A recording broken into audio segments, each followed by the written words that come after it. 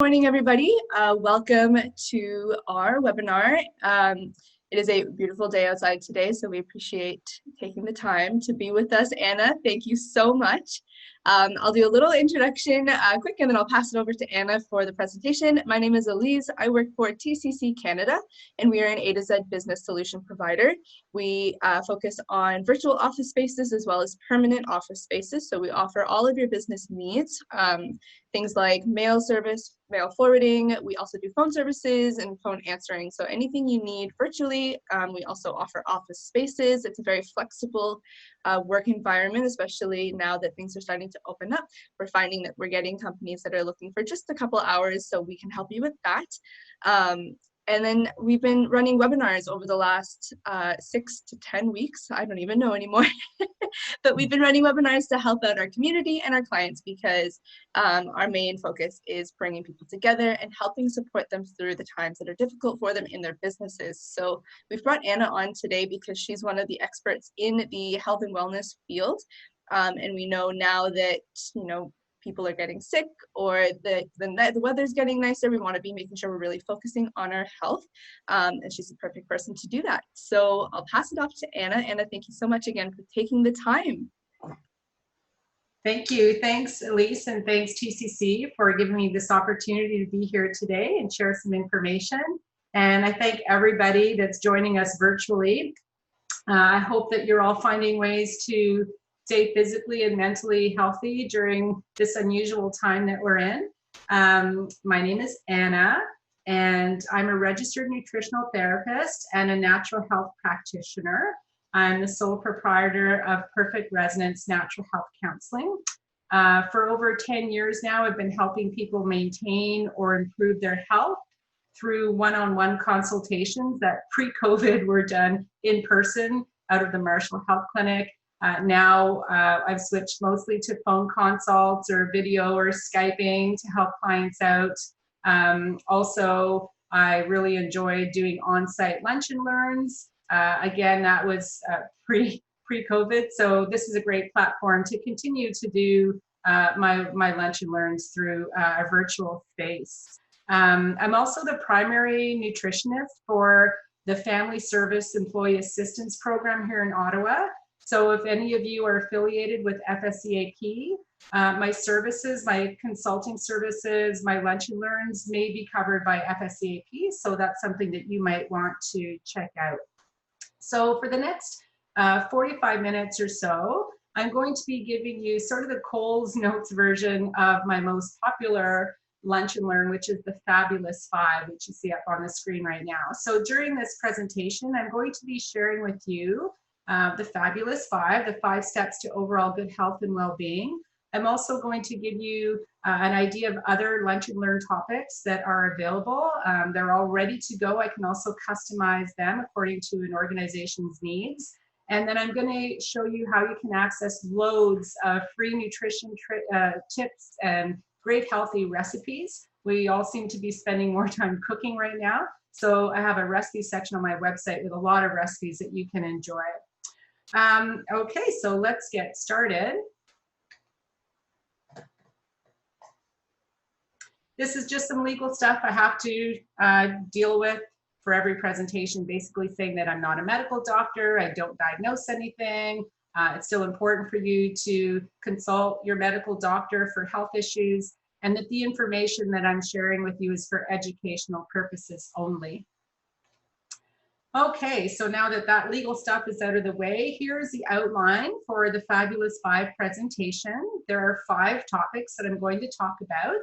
And maybe when you look at these, you're going to say, well, geez, those seem like no-brainers, but I'm going to be sharing some information with you on each one of these steps that is probably going to be new to you and perhaps get you thinking about these things in a different way. So first, we're going to talk about drinking plenty of pure filtered water. Next, eating more vegetables and fewer grain products. Next, how we should eat fats and how we should make sure that those fats are healthy fats. Then we're going to talk about the importance of eating more fresh and whole foods and fewer processed and packaged foods, and a couple of things that we need to be aware of when we're buying packaged or processed foods. And finally, why it's important for most of us to take some supplements. So starting with number one, drink plenty of pure filtered water. So another thing that I do is I'm also an instructor, an anatomy physiology instructor for a couple of private career colleges here in Ottawa. And I have a Bachelor of Science degree and I specialized in anatomy physiology. So one thing that I would say makes me unique from some other nutritionists is that I have a full understanding of the structure of the body and the function of the body, how it works. So one of the first things I tell my students is that we are basically a big bag of water with some salt sprinkled in there. Our body is about 60% water. Our brain and our heart, the two most important organs in our body that keep us alive and allow us to do everything, are 70% water. And water is critical to virtually every function, everything that goes on in the body. We need water to make it happen. Some of the functions of water, they help dissolve nutrients or vitamins, minerals, and transport them through the body, through our blood and other tissue fluids. They help to hydrate our cells so our cells can function efficiently. And also one of the first things I teach my students is that our body, our whole body, is only as healthy as our individual cells, because the cells are the building blocks of tissues in our body. Tissues are the building blocks of the organs in our body, like our heart, our lungs, our brain. And then those organs come together to form a system. So for instance, our urinary system is made up of our bladder and our kidneys and ureters, etc. And then those organ systems make up our whole body. So if we take that level of organization backwards, we end up at the little cell, the building block of everything. So we are only as healthy as our individual cells are, and they need water. Water also boosts our metabolism. It speeds up our metabolism. It helps us to have more energy. And it can also help with our weight management, because sometimes we think that we're hungry, but really we're thirsty. And our thirst mechanism is a little bit confused. We really need water, but we go and reach for food. So there's studies that show that even drinking a glass of water can change a craving or a hunger pang. And drinking water also decreases inflammation. It helps us to regulate our body temperature. Of course, you know that if you're feeling hot, having a cool drink of water can help. Sweating makes us feel cooler, and if we sweat, we have to replace that water. Water lubricates our joints in between our bones. We have little sacs that are filled with synovial fluid that help to keep those joints healthy and allow them to move friction-free. We need water to support our joints. Water moistens tissues. For instance, the mucous membranes inside our mouth and our eyes and our nose, and even our skin. And when we're well hydrated, those tissues are supple. When we're not well hydrated, if we start to get dry mucous membranes or dry skin, those tissues can crack.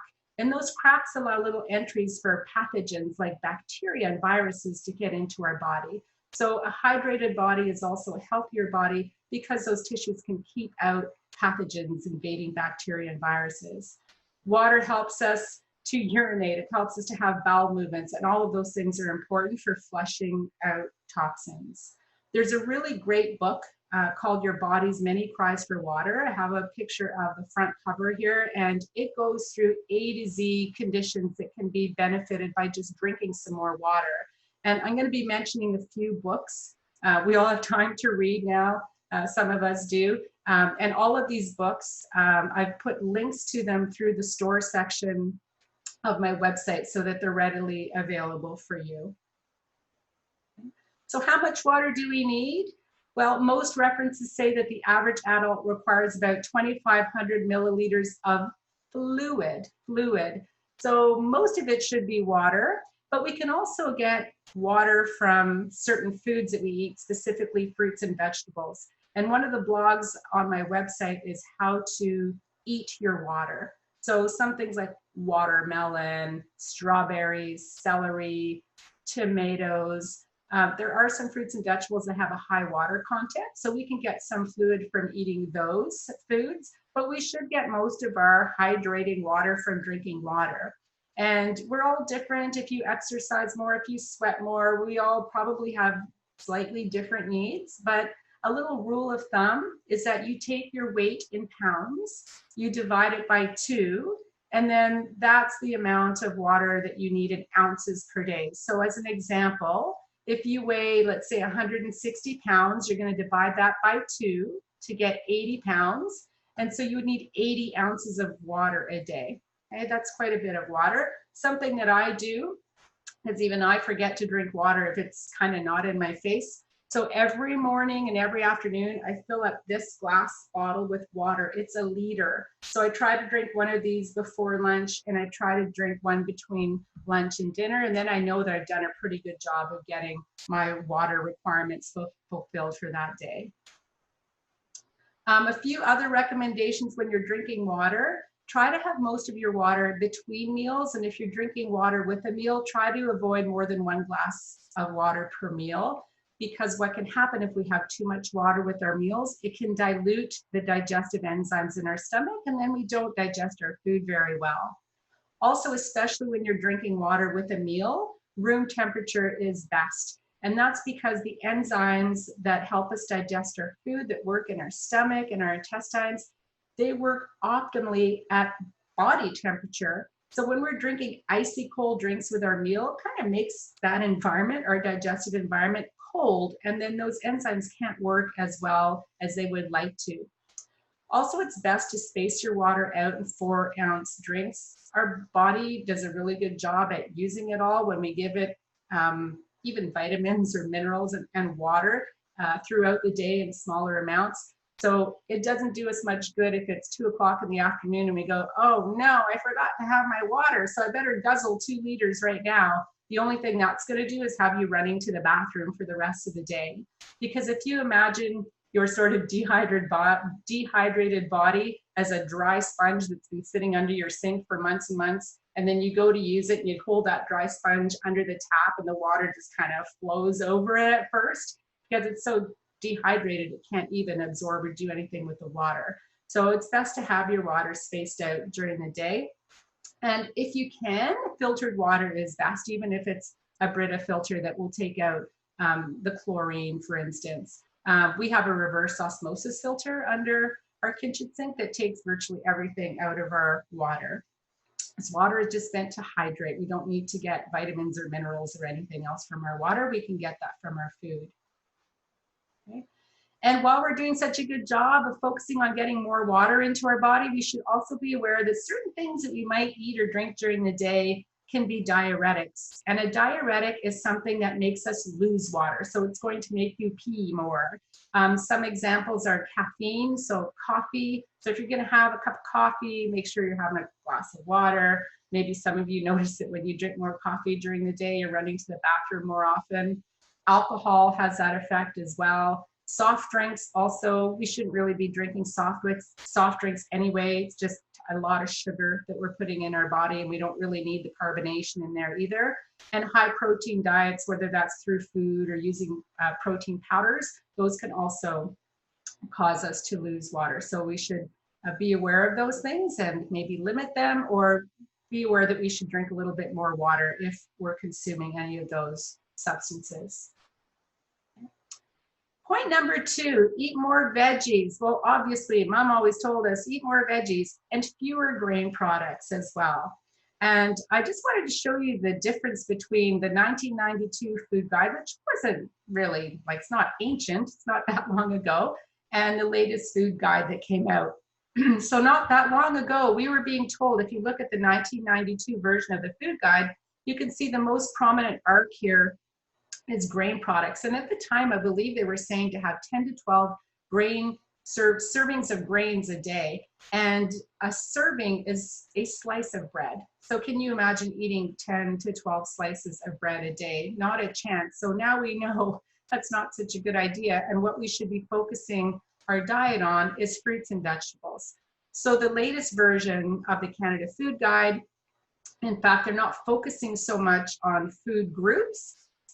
Milk and alternatives has been removed from the new food guide, and we're not really calling it meat and alternatives either. We're saying protein foods. So our new food guide is looking more at plate portions, and it's saying that at least half of our plate should be fruits and vegetables. A quarter can be grains, and they should be whole grains. And then a quarter should be not necessarily meat, but protein foods. So you could see a mix of nuts and seeds and eggs and some meat and fish, etc. And make water your drink of choice. Not too long ago, even in the version before this one, the Canada Food Guide was still saying that fruit juices and chocolate milk were okay to drink, but they've been removed now. It actually said do not, consume chocolate milk and limit fruit juices because we know that they're full of sugar. So you can see the change over the last little while. We know now that fruits and vegetables are the most important part of our meals. Maybe you've read these books, Grain Brain, written by a doctor, neurologist, and Dr. Williams wrote Wheat Belly. He's a cardiologist. So both of these books tell many, many clinical stories about how these doctors saw an improvement in their clients' either cognitive function or cardiovascular function by reducing or limiting the amount of grains that these folks ate. And most of us, for most of us, the grain that we consume is primarily wheat. So these are also really interesting books. I have links to both of them in the store section of my website. Kind of I've heard promoted as strive for 5 servings of fruits and vegetables a day. Unfortunately, a lot of North Americans don't even get 5 servings a day, and much of the research shows that for fruits and vegetables to have a therapeutic effect, we have to be eating at least 7 servings a day. And a lot of the research has been focused on phytonutrients. The phytonutrients are very special substances in fruits and vegetables that are being studied because of their anti-aging effects, anti-cancer effects, anti-inflammatory effects, immune boosting effects. And so these all come from fruit and vegetables. And there's a lot of phytonutrients that are being studied. And so the take-home message from that is that we need to have a lot of variety in our fruits and vegetables. So most people eat the same 12 or 13 things all the time, day in, day out. So now is the time we have a little bit more time at home, maybe to experiment with cooking, try different things. So I encourage you to put some things in your grocery cart that you've never tried before, some fruits and vegetables that you've never tried before, and color. Be colorful when you're picking those, because the color of a fruit and vegetable comes from the pigments that are in it. And those pigments are phytonutrients, and they offer different health benefits. So don't always buy, for instance, red apples. Buy yellow ones sometimes. Buy green ones. Don't always buy green bell peppers. Buy red, orange, yellow ones. Don't always buy green beans. Buy yellow beans. So make sure, try and think of all the colors of the rainbow. And when you're going grocery shopping, like, do I have something purple? Do I have something yellow, orange, green, da, da, da. So make your shopping for fruits and vegetables very colorful. Another really healthy guide, and the reason I'm mentioning this, it's from the Environmental Working Group, it's their Pesticide and Produce Report, is because a lot of my clients say, well, how important is it for me to buy all of my fruits and vegetables organic? And sure, that is a concern. I would say especially if you eat the same thing all the time. So for instance, if you look at the latest 2020 report, from the Environmental Working Group, what they do is they measure the pesticide residue on 50 or so fruits and vegetables, and then they list them in order from the most heavily laden to the cleanest ones, and they split it out into a little summary called the Clean 15 and the Dirty Dozen. So here I'm showing you the most recent Dirty Dozen for 2020. And most of these fruits and vegetables are always on the Dirty Dozen. They kind of move up and down a little bit. Kale is sort of a newcomer that's worked its way up. So I want to point that out because a lot of people think kale is the superfood and we have to have kale in our smoothies and kale salads and kale chips and kale soup and kale everything. And I kind of shy away from like one thing is a superfood and we have to like have so much of it in our diet. It's variety and moderation is what's important.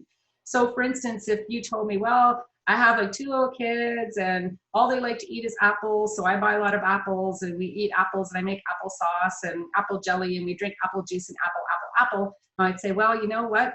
Apples are on the Dirty Dozen. So maybe you might want to buy organic apples. So that's kind of an interesting little thing that you can be aware of. And I've given you the link on this slide so you can see the full list. I just wanted to give you also some examples of how we've reduced our grain consumption and added more vegetables. So right here I have, instead of using any kind of pasta, a lot of people make zoodles now, right? They have spiralizers. You can even buy spiralized vegetables in packages at some grocery stores now. These are just zucchini that I had coming out of my ears last year out of my garden, and I bought this little $7 gadget from a kitchen store, and it turned everything into these cool little pasta strings. It was super fun to use this. I wanted to use it on everything in the house. And then zucchini is kind of nice because it's bland and it takes on the flavor of whatever you put it in. So this was just a tomato sauce, and I just tossed the zucchini in the warm tomato sauce and let it simmer for a few minutes, and we were done. This is our taco dinner, and you can see instead of corn chips, I used bell pepper slices. Nobody complained. Nobody said, "Where's the corn chips?" Everybody thought it was delicious. And instead of taco shells or tortilla shells, you can use big lettuce leaves. These happen to be Boston bib lettuce leaves. So there's one little trick for getting more veggies into your meals. Here are a few more. These are endive leaves, and they're really nice because they're boat shaped. So they make a good vessel for holding cheese or egg salad or, I don't know, tuna salad, whatever you want in there. And endive, also because it's bitter, helps our digestion. This is pizza that we made with a cauliflower crust. I have this recipe on my website.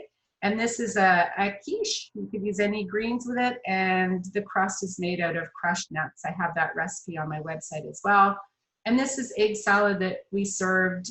This was either hollowed out cucumber sections or celery sticks. So just a few samples, a few ways of how you can get grains out of your meals and snacks and start introducing more fruits and veggies.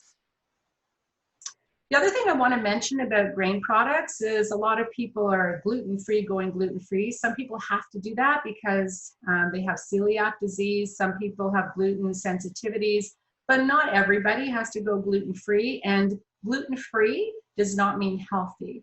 So a lot of gluten-free products are still junk food. They're still highly processed with loads of sugar in them. They're full of artificial ingredients. And some of the starches or flours that they put in those products to substitute for wheat flour can spike your blood sugar more than white wheat flour does. They have what's called a high glycemic index, which is a measure of how quickly a food can raise your blood sugar.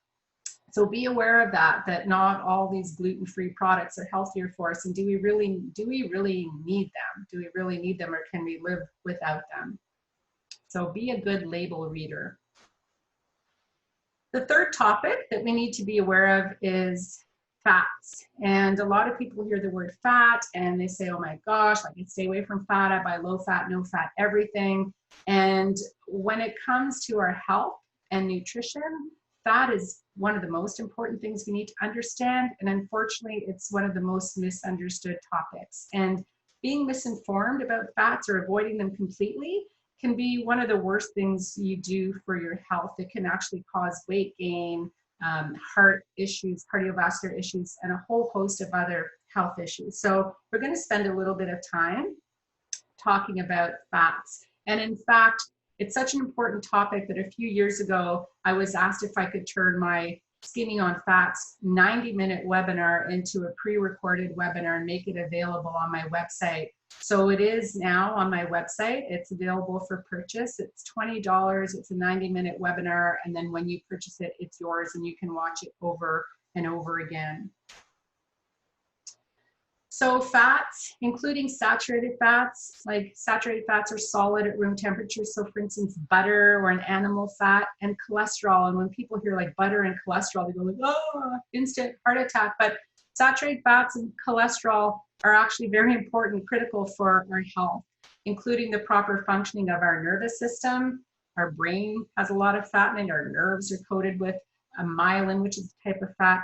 Our immune system, which is so important for us to keep healthy right now, also needs fat. And our endocrine system, which makes hundreds of hormones that are involved in virtually every process that goes on in our body, many of those hormones need fat to be made as well. The building blocks are fat. So some of the main functions of fat, they have a structural function. Our cell membranes, remember our important little building block, our cells, their cell membranes, the coating, their skin, the skin around our cells, if you want to call it skin, is made primarily of fat. And so for a cell to be healthy, its shape, its structure, its skin, what lets things in and out of that cell, that has to be healthy. And for that to be healthy, we need fat. Fat helps us to store energy. It helps us to regulate our body temperature. It's a precursor to a whole bunch of hormones in the body. When we eat foods with fat, they make us feel full. So we need to eat fat to lose fat. I actually have a really cool book in the store section of my website called Eat Fat, Lose Fat. Also, we need fat. Our fat-soluble vitamins, A, D, E, and K, are in fatty foods, and we need fat to absorb those vitamins. So when you take a vitamin D, hopefully you're taking some fat with it. Fat helps to protect and insulate our vital organs. Our heart has a little coating of fat around it. It helps for proper nerve function.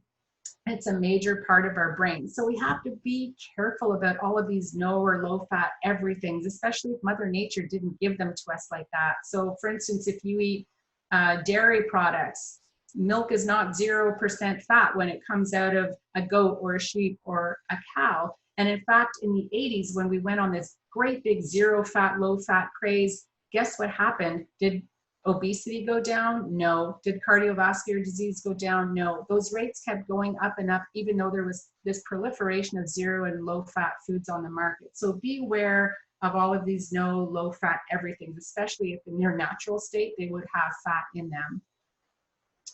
And fat is everywhere. If it was so evil, it wouldn't be all over the place. We have fat in meat and eggs and dairy. We have fat in nuts and seeds, whether we eat them raw or whether we have nut and seed butters like almond butter or sunflower seed butter. And a lot of the oils that we use on salad dressings come from nut and seeds. And I'll say that it's best to use those unheated because they're not as stable as saturated fats like the fats that we get from animals, or coconut oil is a saturated fat. And also some veggies and fruits like avocados and olives, they have fats in them. So fats are important. They're everywhere in nature in our food. Okay. This was an interesting slide that I wanted to share with you because, you know, butter was demonized and margarine took over. And this was put together from by a colleague of mine. She is the president of the Weston A. Price Foundation that does a lot of really great research in the area of health and holistic nutrition. And she just went to, I think she went to the US counterpart of Stats Canada, I guess the FDA, and she looked at the stats, and what she did is she plotted the butter consumption, so the pounds of butter that individual people were consuming, so per capita per year, versus the percent of cancer and coronary heart disease related deaths. So what's interesting is over, you know, the last 100 years or so, as butter consumption went down, right, margarine really became a big thing kind of in the mid 50s. So as butter consumption went down, we can see that the rates of coronary heart disease and cancer kept going up. So there can't be like this, you know, causal or like specific relationship between butter consumption or saturated fat consumption and these two diseases. And what's interesting is what happened as butter consumption went down. The real problem is that we started consuming more foods that in balance our ratio or a healthy ratio of certain fats called essential fatty acids. And two really important essential fatty acids are omega-6 and omega-3.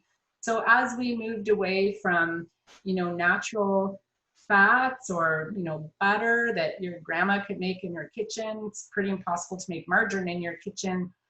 We started consuming more omega-3 fatty acids and less more omega-6 fatty acids and less omega-3 fatty acids. And when that ratio gets out of whack and it's really high in proportion of omega-6, it sets up a stage for creating inflammation in the body. And inflammation is the core of virtually all health issues. So how did this happen? Well, you can see how it happened is as we moved away from natural fats, like, you know, grandma used to cook probably with duck fat or lard or butter. And we moved to all of these very highly processed and highly refined oils. So if you look down a grocery store aisle where they sell oils, it's now canola oil, corn oil, soy oil, and canola, corn, and soy are primarily genetically modified in Canada, if that's a concern for you. Sunflower, safflower, mixed vegetable oils. So every, just jugs and jugs of them. And not only are people using them in their food preparation, but those are the types of oils that are also used in most packaged good products. And a lot of times those oils, if that's not bad enough, they're also modified in some way so that they don't go rancid as fast and that the food will stay fresh, longer shelf life. An interesting little quote I read once is, the longer the shelf life of a product, the shorter your life is if you consume that product. And here's what happens. So here we have a little chart that shows us the difference in our consumption of these essential fatty acids, omega-6 and omega-3, when we eat a whole food diet versus when we eat a standard American diet, which ironically abbreviates to SAD. And the colors here show you the red is omega-6 and the yellow is omega-3. So ideally, we want to be getting 4% of our fat should be from essential fatty acids. And you can see that now we're getting 5 times as much as that. And when we look at the ratio within our essential fatty acid consumption, we want about 2 or 3 to 1 ratio between omega-6s and omega-3s. And you can see that in a standard American diet where we're eating more, meals out and packaged foods and processed foods, we're getting 20 to 30 times more omega-6s than we should. The ratio is 20 to 30 omega-6 to one omega-3 versus what it should be. And it's not hard to see how that happened when we look at the omega-3 to omega-6 ratios in most of these popular oils that are on the grocery store shelf or that are commonly used in processed and packaged foods. So you can see the red is the omega-6 and the yellow is omega-3. So hardly any omega-3s in any of these oils, and a big overload of omega-6. And remember, when we have that disproportionate ratio between omega-6s and omega-3s, it encourages inflammation in the body, promotes inflammation in the body. And it's not only, we have the expression, you are what you eat. It's true for animal products too. It's true for animals. So animals are what they eat as well. So some studies have shown that if you look at the fatty acid profile of conventionally raised cattle that are being fed, the leftover from canola oil processing, like all the crushed canola cake that's left over, or the soy, they're eating soybeans or corn, and those are all really high in omega-6s, versus grass-fed beef, and cows were designed, Mother Nature designed them to eat grass. You can see that the fatty acid profile of beef from conventionally fed animals is 20 to 1. From grass-fed animals, it's 3 to 1, closer to what it should be. And just as an example with eggs as well, supermarket egg where the chickens are fed corn or soy or whatever versus a pastured egg where the chicken is running around, scratching around and eating greens and bugs and scraps, food scraps and stuff like that. You can see the omega-6 to omega-3 is much healthier there as well. So when you can, try your best. It's not always possible, but try your best when you have the opportunity. Support local farmers, go to your farmer's market, buy some pastured beef or chicken and some pasture or range-fed eggs. And another thing we can do to support the omega-3s in our body to bring that ratio into balance is start choosing more whole foods, because a lot of that imbalance between omega-6s and omega-3s comes from eating all those packaged foods that are made with those oils that are high in omega-6. So when we start to choose more whole foods, we're going to reduce the amount of, that overload of omega-6 in the body. This should say fatty fish, fatty fish are good sources of omega-3s. And think of the word SMASH. And SMASH stands for salmon, mackerel, anchovies, sardines, and herring. So those are all fish that have a really good omega-3 profile.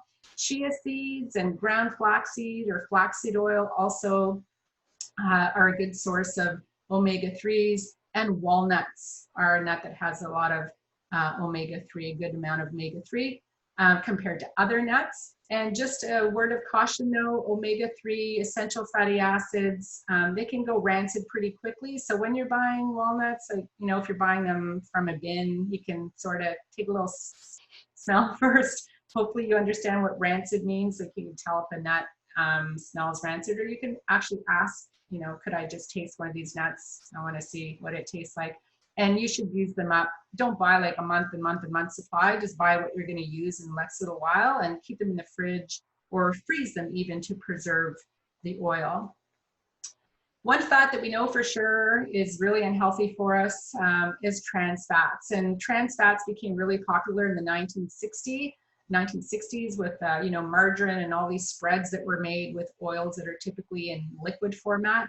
And not that long after that, in the late 70s, scientists started questioning the health benefits or the health risks associated with these hydrogenated oils. And finally, in 2018, September 2018, Health Canada banned partially hydrogenated oils. So they make this definition between fully hydrogenated oils and partially hydrogenated oils, saying it's the partially hydrogenated ones that are a health risk. So they were banned. The ban came into force in September 2018, but there's a two-year phase-in period. So we have until September of this year for food manufacturers to get partially hydrogenated oils out of their foods. And so just to give you some examples, so there's a labeling law. The labeling law in Canada regarding trans fats was that as long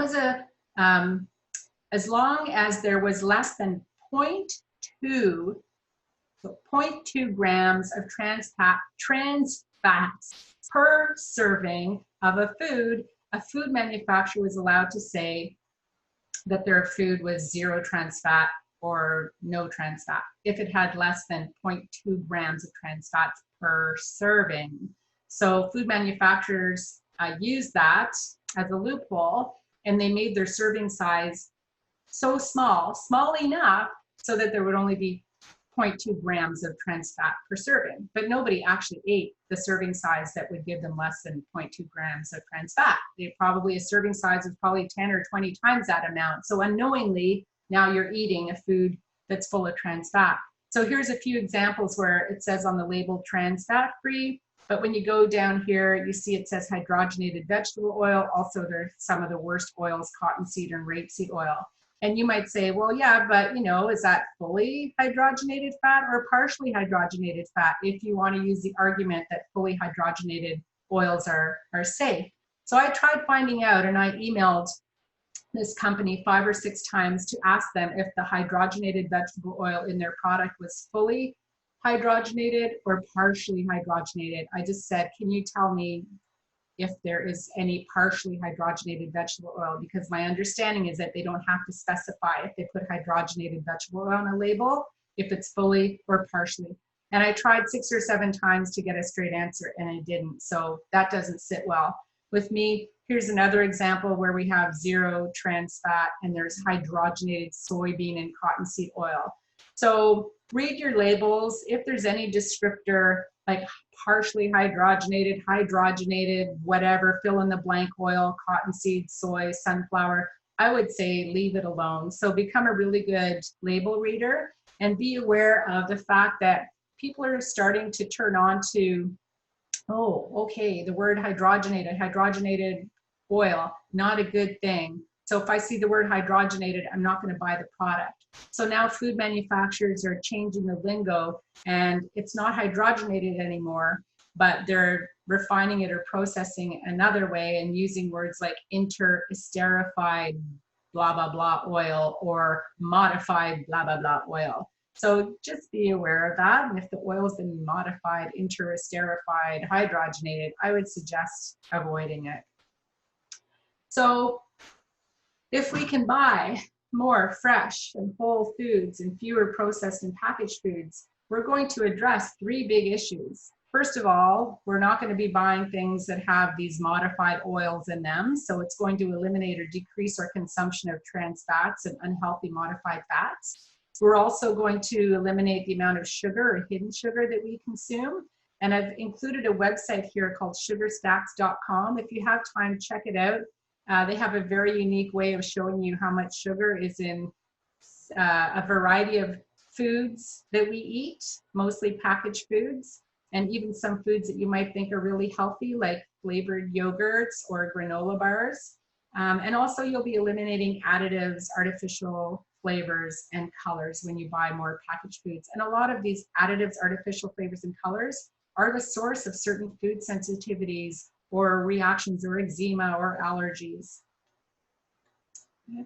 And last but not least, we have take some supplements. And I really love this quote here from Dr. Mark Hyman, who was the chairman of the Institute for Functional Medicine.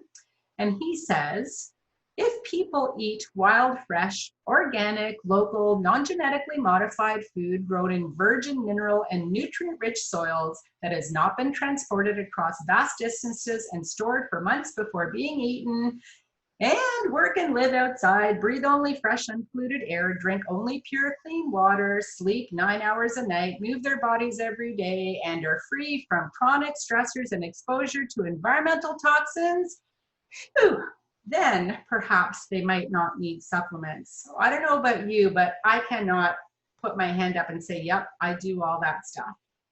So most of us would greatly benefit from taking some supplements.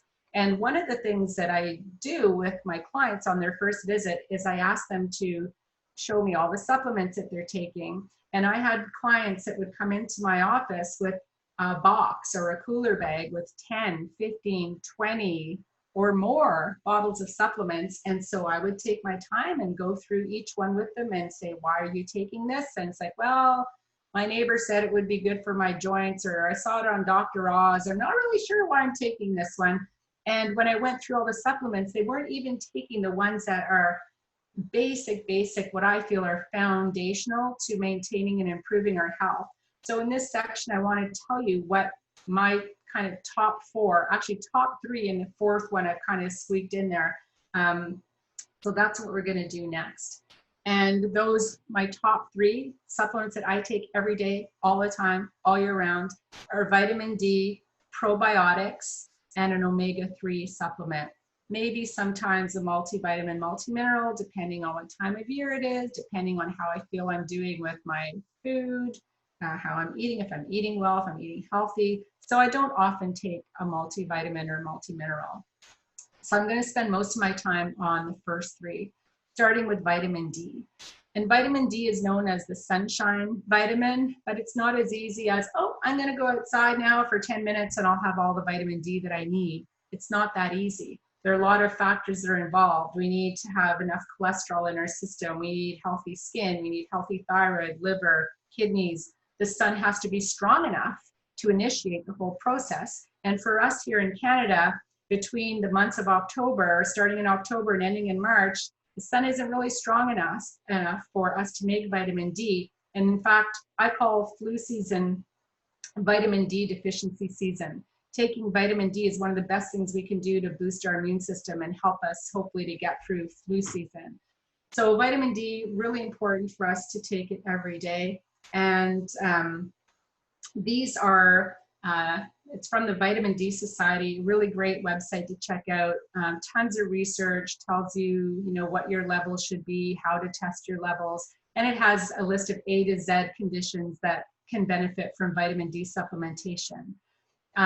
So years and years and years ago, when we would get our standard blood work done, most of us, if we went for an annual physical, you would get annual blood work done and your vitamin D levels were tested. However, they are not getting your vitamin D levels tested is not part of standard blood work anymore.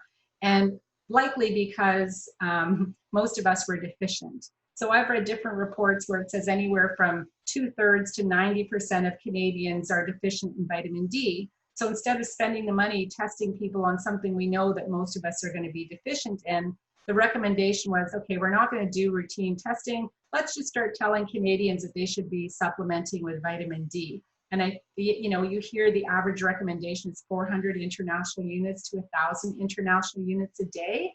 And it really depends. I know I need to take 3,000 or 4,000 IUs a day, but I know that because I've had my levels tested.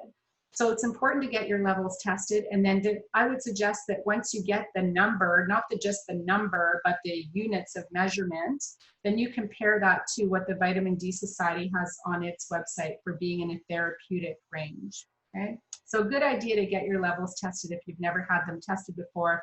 It's going to cost you about $50 to $75, so be prepared. You have to say to your doctor, I want to get my vitamin D levels tested, and I'm prepared to pay for it. Probiotics, also really important. I take them every day. Probiotics are, getting so much attention right now, and rightfully so, because they have so many important functions in our body.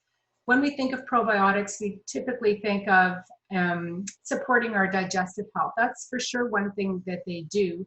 But now we know that our digestive system, the microbiome, the bacteria that are in our digestive system primarily, they affect not just our digestive health, they affect our immune health, they affect our mental health. So there's a lot of research right now on probiotics and immunity, probiotics and mental health. So I won't read through everything on this slide. You can see that probiotics are also very foundational to overall good health. And unfortunately, they get destroyed by a lot of things that some of us might do often or every day. So here you can see antibiotics, birth control pills, steroids, hormonal drugs, chlorine and fluoride in drinking water, coffee, carbonation, having an acidic pH, which sometimes is due to perhaps a health issue or what we're eating, radiation, processed foods, pesticide, herbicide, fertilizers, stress, all of these things can kill the good bacteria in our gut. So it's important that we're always replenishing them. And we can do that certainly through foods. If you know how to make or get your hands on properly fermented vegetables like sauerkraut or fermented carrots or kimchi or fermented drinks like kombucha. So if you know how to make them, I have videos and recipes on my website for a lot of those things, or you can get them through farmers market. A lot of people don't really like eating them. So what I do just to make sure is I take a probiotic supplement every day. The next supplement that's important to take, of course, is our omega-3 supplement. So most people, when they hear omega-3, they think of fish oil. We know that omega-3s, we saw before, that they're really important to act as an anti-inflammatory. But omega-3, an omega-3 fatty acid, our body takes that and processes it, breaks it down, or I would say converts it into a couple of other therapeutic substances called EPA and DHA. And those have been highly correlated to immunity, hormone function, behavior and mood, our brain and nervous system. And also, now we know that omega-3s are really important for heart health. And so a lot of research recently has shown that whatever is good for the brain is also good for the heart. So omega-3 supplementation can help prevent the risk of certain cardiovascular diseases, as well as it supports our cognitive function, our brain function. So you can get fish oil as a supplement. Look for small oil that's made with smaller fish like sardines or anchovies. It's clear, not cloudy. The bottle should be dark, shouldn't be clear bottle. Krill oil is also good. It has really good absorption. Seaweed and algae are vegan sources of omega-3s. However, it appears that they're low in EPA. And the average daily dose is different for everybody. Most supplements give you an average daily dose of 180 to 120 of EPA, DHA, but depending on what your current situation is, what your health issue is, you may need 5 to 8 times as much. So it's a really good idea when you're thinking about taking a supplement, speak to a nutritionist or a healthcare practitioner that can help you out a little bit with that decision. And also some of us may need or want to consider a multivitamin or multi-mineral, and there are tons of them out there. And some of them are formulated more specifically, you know, if you have a blood sugar issue, or if you have, I don't know, stress, or if you have, so there's a really wide variety of multivitamin and mineral products out there. Some things that you should be aware of is some of them don't have a very good component, or I would say complement of ingredients. Some of them are lacking certain nutrients. Some of them have things in them that aren't on the label. The source of ingredients, you don't know where they're sourcing their vitamins or minerals. Some have cheap fillers in them. Some have sugar, artificial flavors, colors, and preservatives. In fact, I have a few clients that when they buy, you know, I'll say common or popular brand names of multivitamins, they actually have a reaction to them. And then when they go on ones that are clean, I'll say clean supplements, they don't have the skin rash or the stomach upset or whatever it might be. A lot of supplements, you're lucky if you absorb 7 to 10% of them. So you should be aware of the bioavailability of the substance, or the vitamin that you're taking. And you should also know how they're processed and stored. For instance, fish oils are very delicate. They don't like to be in high temperatures, exposed to a lot of light or air. So you want to know that they're processed properly, they're packaged properly, they're not kept in a hot warehouse for a week. So it can be very tricky. So to help you out with that, I have a 16-page guide. It's a free e-guide, and it's called The Foundational 4, the most important supplements for a healthier, more vibrant life. And to get that free guide, on every page of my website, there's a little form for you to join my email community. Just put your name and email address in there. You'll get a confirmation email. Once you click on that, the free e-guide will be sent to you. And I believe on the last page, there's a coupon for 25% off product purchases, consultation appointments, which can still be done virtually. And also, because my clinic shut down, I brought all my supplements home, and I'm doing mailbox pickup and e-transfer payments for supplements. So at least I can keep that going for my clients right now.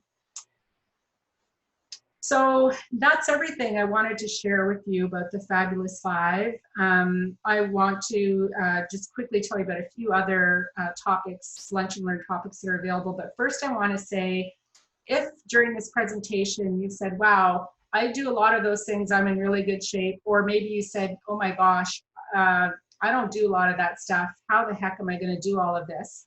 And I would say that anytime we try to make a change in our lifestyle, we have to think about progress rather than perfection, and doing one thing at a time, taking little steps. Because the problem with doing too many things all at once is, well, first of all, you probably won't be able to keep it up. You'll get frustrated. You'll give up very quickly, and you won't know what's working. Like the person that's taking 20 supplements, maybe it's just one supplement in there that's making you feel better. And how do you know that if you've done 20 things all at once, right? So small steps, and ask yourself, if you have maybe 7 things that you want to incorporate into your routine, look at those 7 different items and say, how likely on a scale of 1 to 10 would I be to do blank? Say, take vitamin D every day, or have 5 glasses of water every day, or go for a 30-minute walk every day. So start with the ones that you say, oh, easy peasy, that's a 10. I can do that, no problem.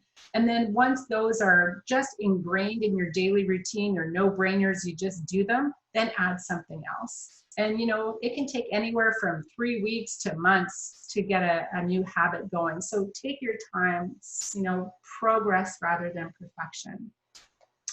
So that's everything I wanted to share with you about the Fabulous 5 presentation.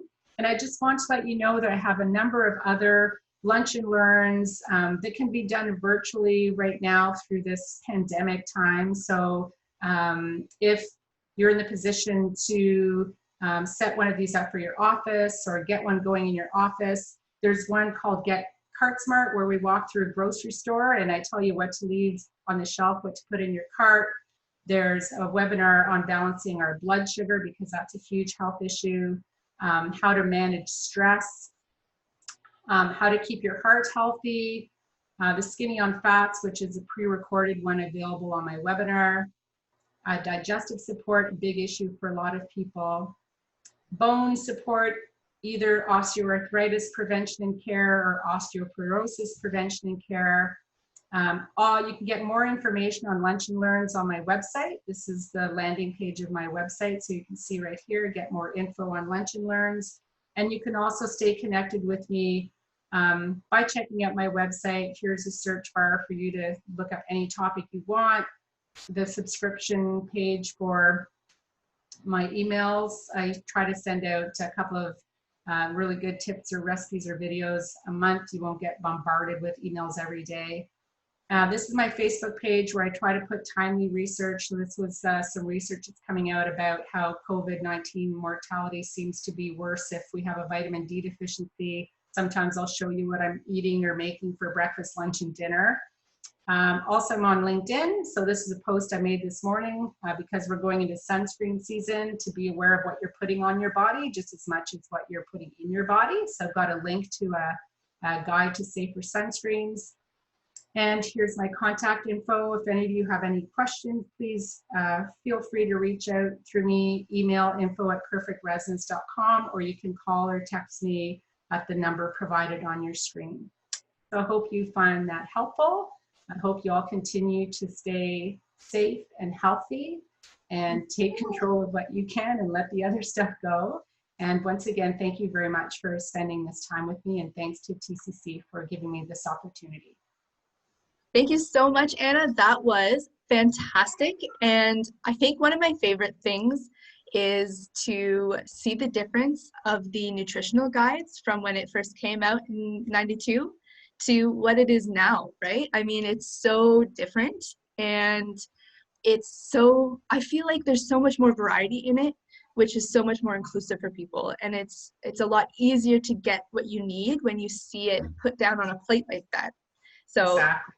it's these steps were perfect for people who just needed like a kickstart into it. And I think it's kind of like a habit, right? Like you get it started, and then as soon as it starts, you're like, oh, well, I could add this into my day. Oh, and I can do this. And it kind of just gets this ball rolling, and it snowballs. Yeah, Yeah, absolutely. so thank you again for taking the time. If you have any questions, feel free to reach out to Anna, and make sure you check out the webinars that she's doing through her company, because I mean, the amount of knowledge and information you just gave through this free service, I can only imagine how much is packed into your paid courses. So definitely well worth the time. And thanks again for taking the day to help us educate ourselves on nutrition. Thanks so much. Thanks, we'll talk to you later. Bye-bye.